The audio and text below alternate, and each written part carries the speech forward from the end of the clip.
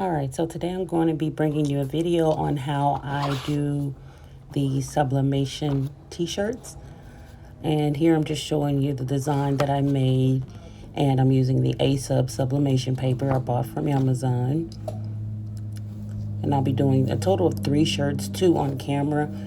Here's the Jerseys brand. It is 100% polyester. That is what's recommended when you do sublimation. Excuse my nails, we've been on quarantine. So, whatever. So I'm just separating the shirts now. I'm going to shake them out, try to get it as lined up as possible.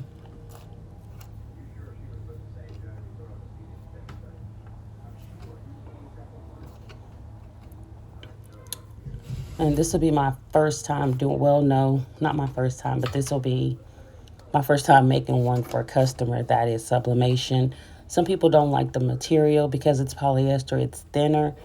But when they see the outcome, then, you know, they like it better because you can't feel the design once it's sublimated because you're actually dyeing the fabric. So I'm just lining it up as best I can on my heat press. And I do have a liner or one of those t-shirt rulers, but I find it's easier for me just to pull it and measure the sides. So I'm placing the design face down, making sure it's centered. I know you can't really see what I'm doing, but that's what I'm doing. I'm just making sure it's centered and there's enough room from the top of the shirt. I'm going to be putting heat transfer tape on it. I already have a few pieces here on the side of my table.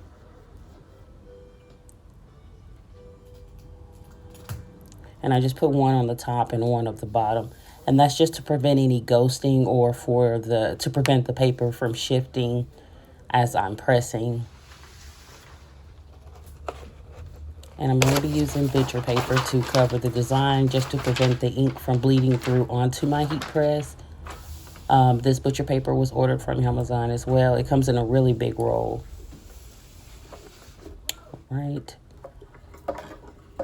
So I'm trying to adjust the pressure here, and you'll notice that I adjusted it way too much. I can't even, like it was way too much pressure. So I'm going to loosen it up a little bit here. But the thing about sublimation is you want to have the right amount of heat and the right amount of pressure as well as the right amount of time. So for this one, I did it at 370 for about 49 seconds, 45 to 49 seconds. I've had times where I actually burned the shirt, so I'm still learning my times, and it just really depends on what I'm sublimating. But I found that between 45, 49 seconds, that's pretty good, and that has worked for me. So that's what I do.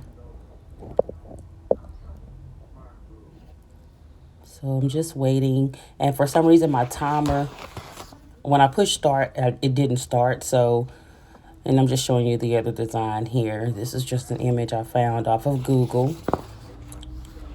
And then this is one that I designed myself.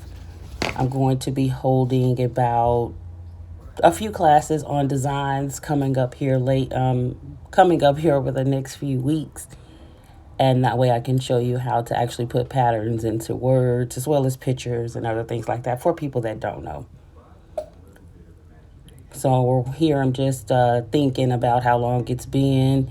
I'm so ready to see what it's going to look like. So I'm just waiting because I would rather leave it on a few seconds too long than not enough.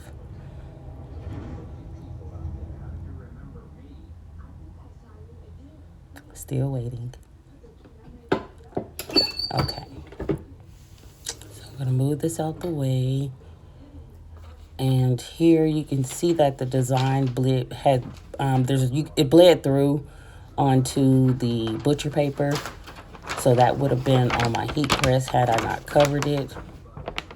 And you can really see the black.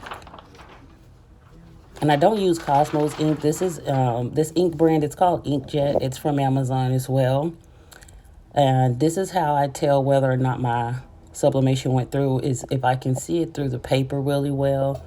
I feel like that it's set enough. And so I'm going to go ahead and peel it off and see what it's looking like. And it was like a rolled gold leopard pattern is what the other words were in. So I don't see any of that on the paper, so I think I'm good.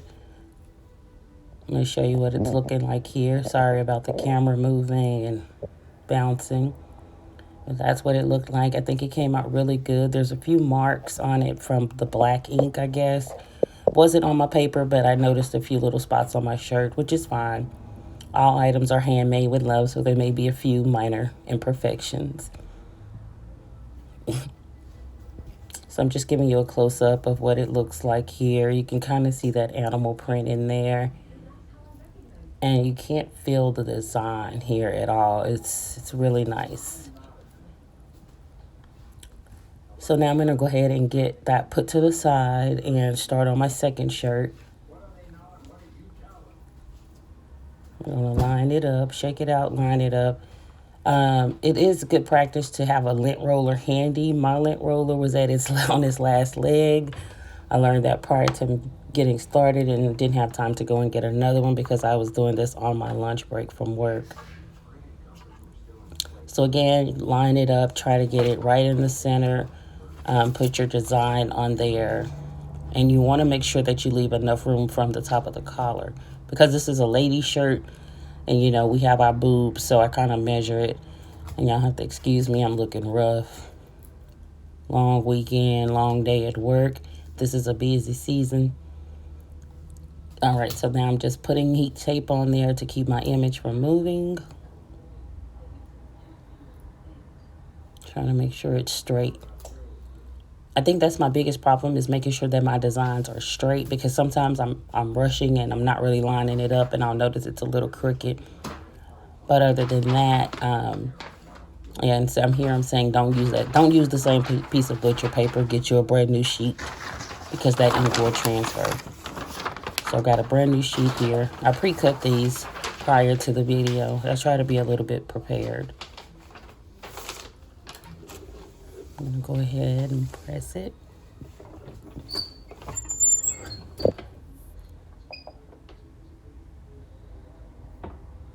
Now my timer started on this one, so I'm just standing around waiting. So while we're waiting on that to load, please feel free to join my Facebook group. It is called Crafts, the letter R, Us, Uncensored. And we're at about 600 something members. I just started this group a few months ago, and I appreciate everyone for joining and contributing.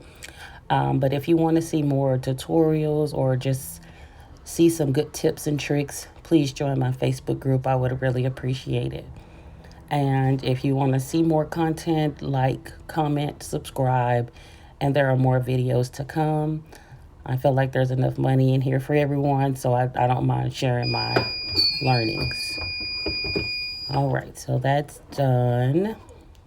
I was nervous about this one because it was vintage looking, and I wanted to make sure that the sublimation showed that.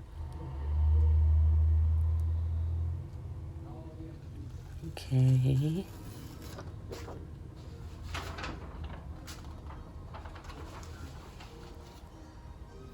Let me show you what it looks like. Excuse my mess. So that's the look I was going for. It's a more vintage look. You can't feel it. It's not like vinyl or print and cut where when you touch it, you can feel it. This is actually dyeing the fibers of the shirt. So it's a more permanent design. So here's a closer look at it. I love how this one came out. I wish I would have changed the colors a little bit to have a little bit of red in it. But overall, I think it came out good. So that's the end. Thank you for watching. Don't forget to like, comment, subscribe.